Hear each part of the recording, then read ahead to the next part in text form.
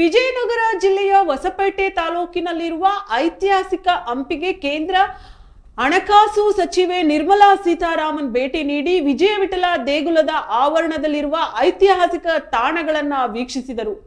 ಭಾರತೀಯ ಸಂಸ್ಕೃತಿ ಮತ್ತು ಪರಂಪರೆಗಳ ಬಗ್ಗೆ ಅಪಾರ ಗೌರವ ಹೊಂದಿರುವ ಅವರು ಹಂಪಿಯ ಶಿಲ್ಪಕಲೆ ಮತ್ತು ವಾಸ್ತುಶಿಲ್ಪದ ವೈಭವವನ್ನು ಕಣ್ತುಂಬಿಕೊಂಡರು.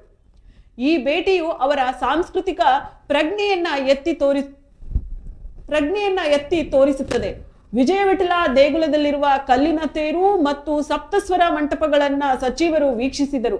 ಕಲ್ಲಿನ ತೇರು ವಾಸ್ತುಶಿಲ್ಪದ ಅದ್ಭುತ ಮಾದರಿಯಾಗಿದ್ದು ಪ್ರವಾಸಿಗರನ್ನ ಸದಾ ಆಕರ್ಷಿಸುತ್ತದೆ. ಸಪ್ತಸ್ವರ ಮಂಟಪದ ಕಂಬಗಳನ್ನ ತಟ್ಟಿದಾಗ ಹೊರಹೊಮ್ಮುವ ಸಂಗೀತದ ಶ್ರುತಿಗಳನ್ನ ಆಲಿಸಿ ಅವರು ಆನಂದಿಸಿದರು. ಈ ವೇಳೆ ಸಚಿವರು ಸ್ಥಳೀಯ ಅಧಿಕಾರಿಗಳೊಂದಿಗೆ ಚರ್ಚೆ ನಡೆಸಿದರು ಮತ್ತು ದೇಗುಲದ ನಿರ್ವಹಣೆ ಮತ್ತು ಸಂರಕ್ಷಣೆಗೆ ಸಂಬಂಧಿಸಿದ ಮಾಹಿತಿಯನ್ನ ಪಡೆದುಕೊಂಡರು. ಕೇಂದ್ರ ಸಚಿವರು ಹಂಪಿಯ ಇತಿಹಾಸದ ಬಗ್ಗೆ ವಿದ್ಯಾರ್ಥಿಗಳೊಂದಿಗೆ ಸಂವಾದ ನಡೆಸಿದರು. ವಿದ್ಯಾರ್ಥಿಗಳಿಗೆ ಹಂಪಿಯ ವೈಭವ ಮತ್ತು ವಿಜಯನಗರ ಸಾಮ್ರಾಜ್ಯದ ಇತಿಹಾಸವನ್ನ ವಿವರಿಸಿದರು. ಅವರು ಮಕ್ಕಳಲ್ಲಿ ಭಾರತೀಯ ಇತಿಹಾಸ ಮತ್ತು ಸಂಸ್ಕೃತಿಯ ಬಗ್ಗೆ ಆಸಕ್ತಿ ಮೂಡಿಸಲು ಪ್ರಯತ್ನಿಸಿದರು. ಈ ಮೂಲಕ ಯುವ ಪೀಳಿಗೆಯಲ್ಲಿ ಪರಂಪರೆಯ ಬಗ್ಗೆ ಜಾಗೃತಿ ಮೂಡಿಸುವ ಮಹತ್ವವನ್ನು ಅವರು ಒತ್ತು ಹೇಳಿದರು. ನಿರ್ಮಲಾ ಸೀತಾರಾಮನ್ ಅವರು ಈ ಭೇಟಿಯು ಹಂಪಿಯ ಪ್ರವಾಸೋದ್ಯಮಕ್ಕೆ ಉತ್ತೇಜನ ನೀಡುವ ನಿರೀಕ್ಷೆ ಇದೆ.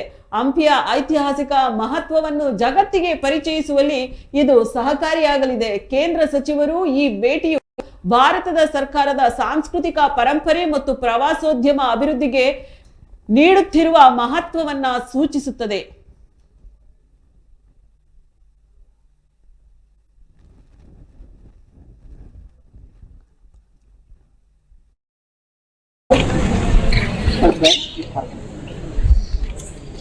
Happened not just to vanquish